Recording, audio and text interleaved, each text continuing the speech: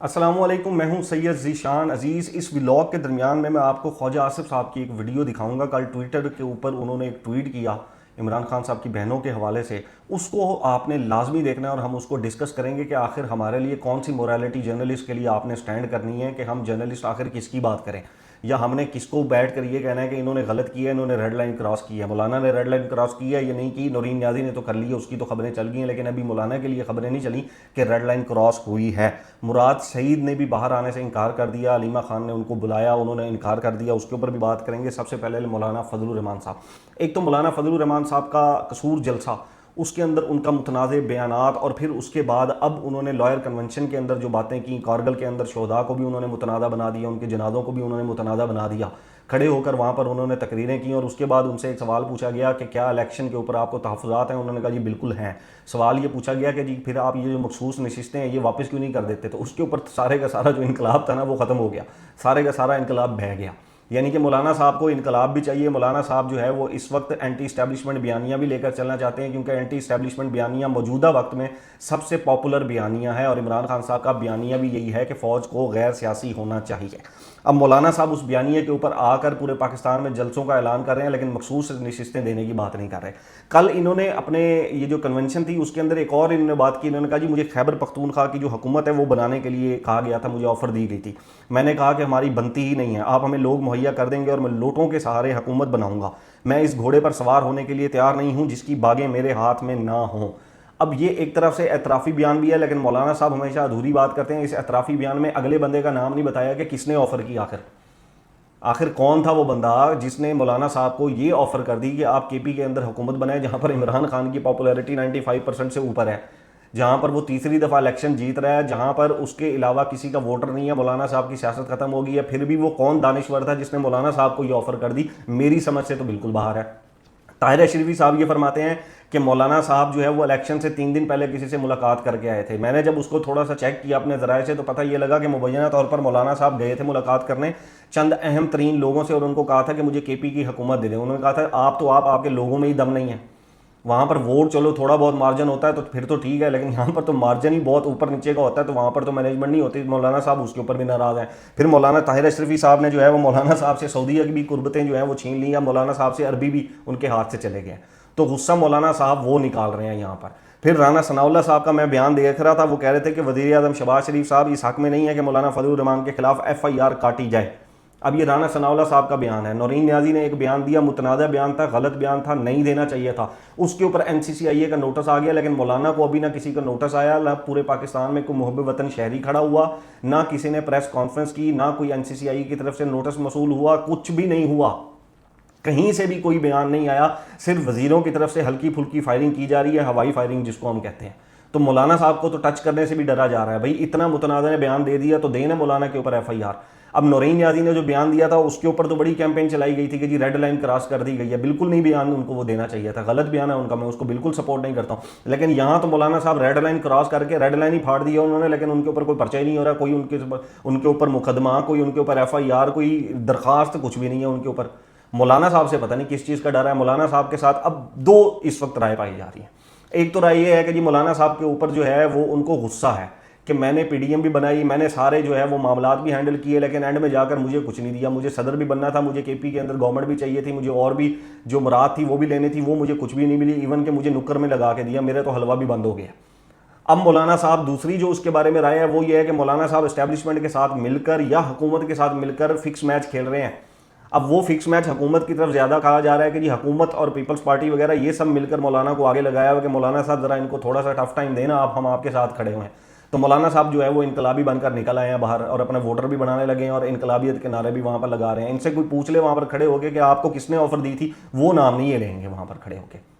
تو اس طرح کی جو انقلابیت ہے وہ چل رہی ہے۔ اب آنے والے دنوں میں گھیرا مولانا کے خلاف کے گرد جو ہے وہ تنگ ہو رہا ہے، اس میں تو کوئی شک والی بات نہیں ہے۔ مولانا کے آس پاس بہت سے ایسے قریبی دوست بھی ہیں، رفقا بھی ہیں، فیملی کے لوگ بھی ہیں جن کے اوپر مبینہ طور پر کرپشن کے الزامات ہیں۔ اب نیب وہ کرپشن کے جتنے بھی الزامات ہیں ان کو کھولے گا، ان کو گرفتاریاں بھی ان کو پکڑے بھی گا، اور مولانا صاحب اس کے اوپر پھر کہیں گے کہ یار دیکھو میرے اوپر تو میں نے اینٹی اسٹیبلشمنٹ بیانیہ کھڑا کیا، میں تو بہت بڑا انقلابی ہوں، اب دیکھو میرے اوپر بھی ظلم ہو رہا ہے۔ مولانا صاحب آج تک جیل نہیں گئے، ہمارے جتنے جید صحافی ہیں وہ یہ فرماتے ہیں کہ جی جو جیل نہیں گیا وہ صحافی نہیں بنا. تو مولانا صاحب کو بھی تو 2-3 سال کے لیے پھر جیل چلا جانا چاہیے ان بیانات کے بعد. دیکھتے ہیں وہ جاتے ہیں یا نہیں جاتے. نورین نیازی صاحبہ کا جو بیان تھا اس کے اوپر تو ریڈ لائن کراس ہوئی. اب یہ جو خواجہ آصف والی جو سٹیٹمنٹ تھی, میں بات کر رہا ہوں ایک ٹریڈ مارک سیٹ کرنے کا, ایک مورالٹی کا گراؤنڈ سیٹ کرنے کا, کہ آپ نے کیا سیٹ کرنی ہے. آخر ہمیں بھی تو پتہ لگے نا کہ ہم نے کدھر جانا ہے, ہمیں تو سمجھ ہی نہیں آتی. اب یہ خواجہ آصف صاحب کا آپ یہ بیان سن لیں پرانا. آپ نے 31 سال جو ہے انہوں نے حکومت کی, انہوں نے قطر کی جنگ ہاری. آپ نے پوچھا ان سے کہ آپ نے قطر کی جنگ ہاری؟ 65 میں فیک جو ہے وکٹری ڈکلیئر کی, وہ پوچھا آپ نے؟ انہوں نے سیاچین ہارا, آپ نے پوچھا ان سے؟ انہوں نے کارگل ہارا, آپ نے پوچھا ان سے؟ جناب والا, یہ وہی وزیری ہیں کہ جب پاکستان کی فوج نے آزاد کشمیر میں جانے سے انکار کیا تھا تو یہ لشکر لے کے گئے, اور آج جو آزاد کشمیر آپ کے پاس ہے انہوں نے آزاد کروایا تھا. یہ پاکستانی فوج کا تحفہ نہیں ہے, یہ ان قبائلی لشکروں کا تحفہ ہے جنہوں نے وطن عزیز کی آزادی کے 6 ماہ بعد ہی اپنے خون کا نذرانہ پیش کیا. جناب والا, سینکڑوں اور ہزاروں ارب بلکہ tens of thousands of billions of rupees and dollars جو ہے ہم نے پچھلے 58 سال کے دفاعی بجٹ پہ خرچ کیے. اور داستان کیا ہے؟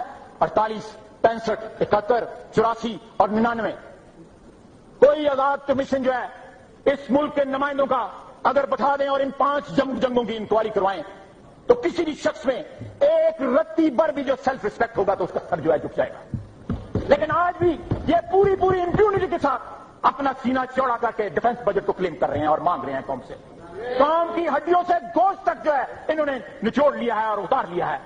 یہ خواجہ آصف صاحب کا آپ نے پرانا بیان سن لیا. اب جناب اس کے اندر یہ فرماتے ہیں کہ جی آپ نے 73 کی جنگ ہاری, پھر آپ نے 65 کی فیک جنگ جیتی, پھر اس کے بعد آپ نے سیاچن ہارا, آپ نے کارگل ہارا. ان سے کوئی پوچھنے والا نہیں ہے بھائی, اس سے بڑی ریڈ لائن کیا کراس ہو سکتی ہے؟ اب میرے لیے مورالٹی گراؤنڈ کیا ہے, جرنلزم کے لیے کیا ہے؟ بیٹھ کے لوگ کمروں میں بیٹھے یہ تو چیخ رہے ہیں کہ جی ریڈ لائن کراس کر لی, تباہ و برباد کر دیا. آپ بالکل ٹھیک کہہ رہے ہیں, نورین نیازی صاحبہ کو یہ بات نہیں کرنی چاہیے تھی. لیکن حضور یہ جو ہمارے لیے سیٹ اپ بنانا ہے, ایک مورالٹی کا گراؤنڈ بنانا ہے, حضور وہ کیا بنانا ہے؟ ایک شخص جو جنگ متنازع کر گیا, ایک شخص جس نے 65 کی جنگ کو فیک فتح قرار دے دیا, ایک شخص جس نے کارگل میں ہمیں ہروا دیا, جس نے سیاچن میں ہمیں ہروا دیا, جس نے 71 میں ہمیں ہروا دیا, جو کھڑے ہو کے پارلیمنٹ کے اندر پتہ نہیں کیا کیا بیان دیتا تھا, آج وہ اسی ادارے کا وزیر دفاع ہے. اب سوال میرا بڑا عاجزانہ سا ان ادارے کے لوگوں سے ہے کہ جناب باقی تو ہر چیز کہی جاتی ہے کہ آپ کے کنٹرول میں ہے, تو وزیر دفاع وہ کیوں لگایا گیا جو آپ ہی کے خلاف, آپ ہی کے فوجی شہداء کے خلاف بیانات دیتا ہے, اس کو ہی وزیر دفاع لگا دیا. تو مورالٹی گراؤنڈ کدھر گیا؟ ریڈ لائن پھاڑ کے رکھ دی تھی انہوں نے.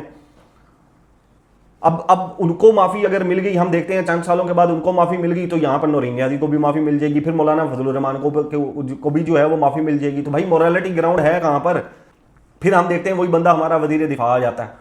تو ہم تو یہی کچھ ہی کہہ سکتے ہیں نا کہ بھائی خواجہ آصف نے بھی غلط کیا تھا, مولانا فضل الرحمان بھی غلط کر رہے ہیں, نورین نیازی بھی غلط کر رہی ہیں, مریم نواز کے جلسوں میں بھی غلط ہوا تھا, جوید لطیف صاحب نے بھی غلط کیا تھا, نواز شریف صاحب نے جو بیانات دیے تھے وہ بھی ممبئی حملوں کے اوپر غلط تھے, آصف زرداری جو اینٹ سے اینٹ بجا رہے تھے وہ بھی غلط تھا. ہم تو نہیں کسی کی سپورٹ کر رہے, ہم تو نہیں کہہ رہے کہ آپ پاکستان کے خلاف بیانیاں بنا رہے ہیں تو جی یہ بہت اچھا ہے, ہم بہت اس کے اوپر خوش ہیں. ایسا تو ہم نے میں سے کسی بھی کوئی بھی جرنلسٹ جو ہے وہ بیانیاں نہیں بنا رہا, لیکن کمپیریزن بھی تو کریں نا. ایک شخص جس نے ریڈ لائن پھاڑ کے رکھ دی وہ آج ہمارا وزیر دفاع بنا ہوا ہے, اور وہی وزیر دفاع آپ اندازہ کریں ٹویٹر کے اوپر بیٹھ کر لیکچر دے رہا ہے. اور وہ لیکچر وزیر دفاع صاحب جناب کیا دے رہے ہیں یہ آپ ذرا تھوڑا سا جو ہے وہ سن لیں. کل انہوں نے نورین نیازی صاحبہ کی ویڈیو کے اوپر جو ہے وہ رات انہوں نے ٹویٹ کیا, اور وہ ٹویٹ یہ تھا کہ نہ ہمشیران نہ پارٹی, کوئی نہیں چاہتا کہ عمران خان باہر نکلے. یہ گفتگو کسی عمران خان کے دشمن کی ہو سکتی ہے, بہن کی نہیں.